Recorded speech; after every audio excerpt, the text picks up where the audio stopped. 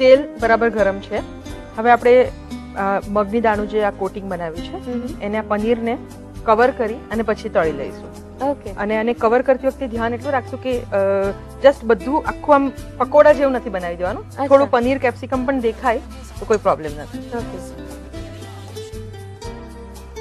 જે batter ready કર્યું છે એ પણ પ્રમાણમાં બહુ લિક્વિડ નથી થવા દીધું. હા, એનું કારણ આ જ છે કે બીજું કોઈ? હા, આ જ છે. થોડું થીક રાખેલું છે. જેમ બને તેમ ઓછા પાણીમાં આપણે એને ક્રશ કરેલું છે. ઓકે.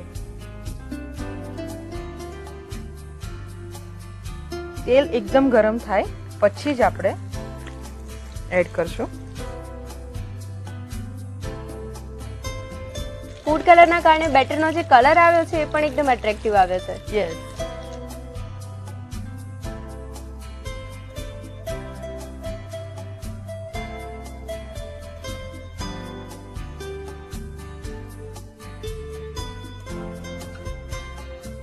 તળાયા પછી પણ ઓલમોસ્ટ સેમ કલર રિટેન કરે છે. હા, એના લીધે ખૂબ જ એટ્રેક્ટિવ લાગે છે અને રેસ્ટોરન્ટ ટચ ફૂડ લાગે છે. રાઈટ. કારણ કે લિપી એવું હોય છે કે બધાને આપણે કંઈ પણ ઘરે બનાવીએ તો એવો બહુ શોખ હોય છે કે એકદમ રેસ્ટોરન્ટ જેવું બન્યું છે.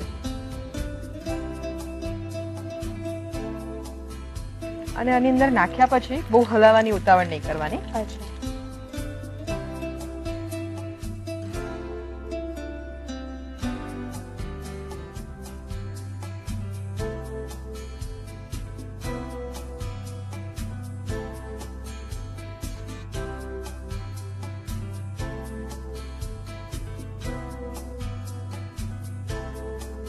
સર્વ કરતા પહેલા આપણે ચાટ મસાલો સ્પ્રિંકલ કરશું. ઓકે.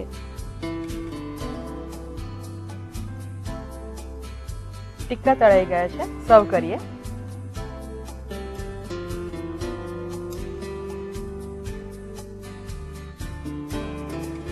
ક્રિસ્પી મૂંગ પનીર ટિક્કા તૈયાર છે અને એને હોટ ગાર્લિક ચટણી અને સેલેડ સાથે સર્વ કરશું. અચ્છા, ગાર્લિક ચટણી કેવી રીતે પ્રિપેર કરી છે? હોટ ગાર્લિક ચટણી બનાવવા માટે આપણે લસણ જોઈશે 15 થી 20 કળી. એની સામે સૂકા ધાણા લગભગ 2 ટેબલસ્પૂન, 1 ટેબલસ્પૂન જીરું અને સૂકા લાલ મરચા જે આવે છે તે 8 થી 10 નંગ લેવાના છે અને એને આપણે ક્રશ કરી લઈશું, કોર્સલી ગ્રાઇન્ડ કરશું. અને એની અંદર વિનેગર અને સોયા સોસ અને 1 નાની ચમચી ખાંડ નાખી અને મીઠું સ્વાદ અનુસાર નાખી અને આ ચટણી બનાવવાની છે. તો એક પાર્ટી માટેનું perfect starter crispy moong paneer tikka તૈયાર છે.